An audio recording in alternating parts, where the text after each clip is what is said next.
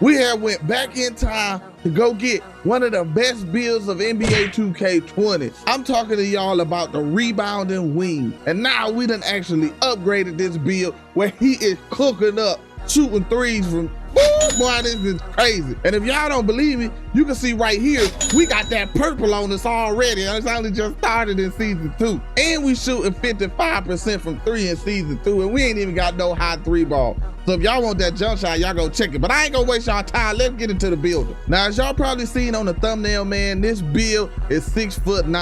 Now it's that small forward, and the weight is 228 pounds with a 7'7" wingspan. Now that's maxed out. You cannot go no bigger. So that's why the defense on this build is so immaculate. Now, first we're gonna talk about the weakest category that we got is finishing.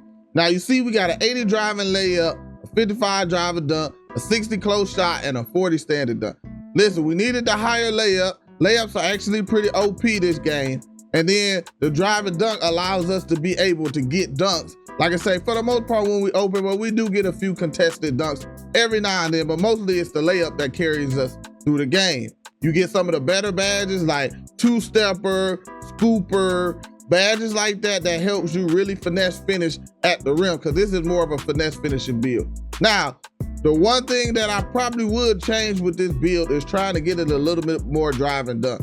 I wanted to test out how the 55 drive and dunk was with some of the packages, but it doesn't activate as much as I would like. But because we got that higher layup, we're able to still finish effectively in this game. Now here goes the shooting.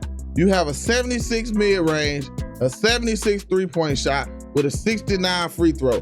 Now, you can go up to 77, but if you go past 77 on either of these two categories, you can't go 77 higher than 3, but on the mid-range, it changes the name. So you will not get rebounding wing. But when I tell you, you can shoot, you can fade from the midi. These attributes are so absolutely crazy, and mid-range is super OP. But like I say, I'm shooting 50-something% from 3 with a 76 3 ball. And I told y'all jump shot, y'all go check it out. But look, man, I'm shooting no problem in this game with a 76 3 ball.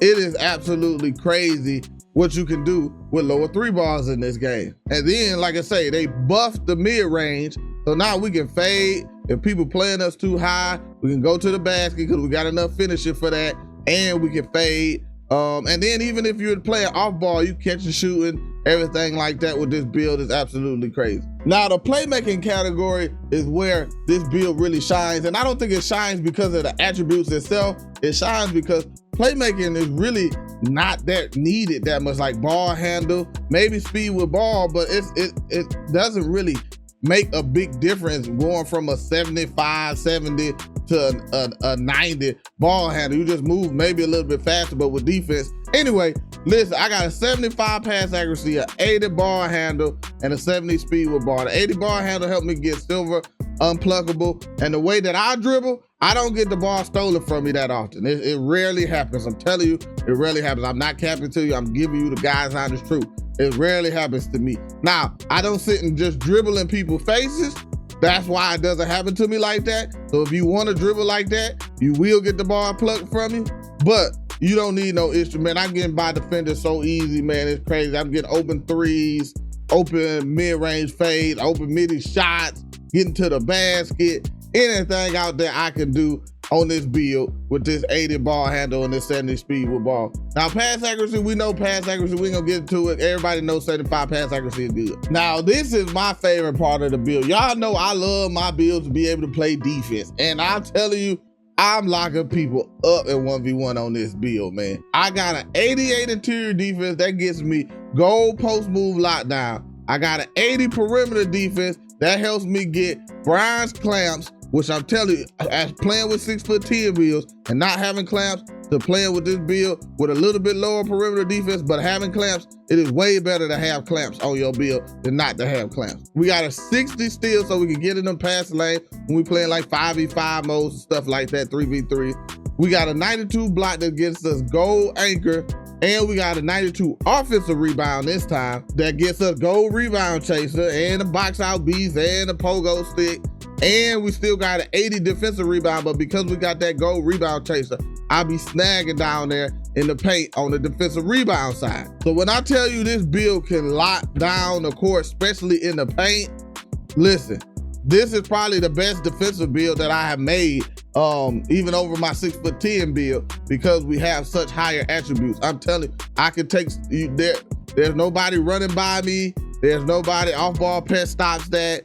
And then if they do seem to get by me, I got all of the interior badges that I need to stop them in the paint. And then, like I say, that 80 perimeter defense is amazing with that clamps that allows you to get body ups and clamp onto the offensive player so you can stop them from getting drives to the basket, getting threes, anything like that, man. And then finally, we're at the physicals where we got a 76 speed, 62 acceleration, 84 strength, 75 vert, and a 95 stamina.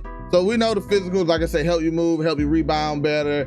The 76 speed helps us on the defensive end if we do get beat, to help us get back to the offensive player so we can get that stop in the paint. But what I realized is I actually got one acceleration on there that I don't need. I don't understand where we got it on there.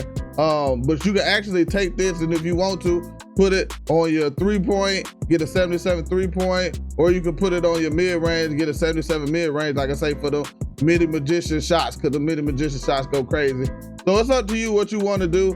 I think I would probably put it more on my, because I'm shooting so good from the 3, I will put it on the midi, just to give it a little more boost to the midi so we can shoot them fades up from the mid-range, but it's up to you. You can also use that same one, maybe drop down, because you can't go no further unless you want to lose your bronze blow-by with your acceleration, but you can drop the speed down considerably.